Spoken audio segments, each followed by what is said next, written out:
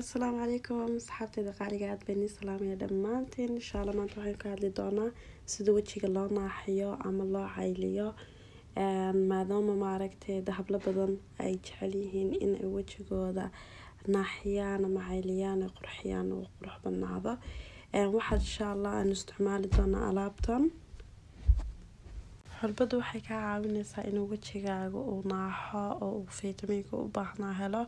iyadoo ridqan ayaad isticmaali doontaa insha Allah waana qoyn doontaa waa yara sugi doontaa xataa ay jaalo ka noqonayso ama huruud kadib ayaad ku daraysaa caano boodhe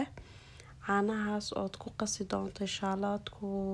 qasi doonto xataa isdhex galayaan oo isku adkaanayaan markaasaad marin doontaa saasaad ku wadi doontaa insha Allah isbuuc kadib isbuucaas natiijo ayaad ka arki doontaa insha Allah markaasaad arki doontaa wajigaaga ama sidiisii kusoo noqday ama u soo dhawaaday insha Allah aad bana kaaga caawinaysa waji fresh oo maasha Allah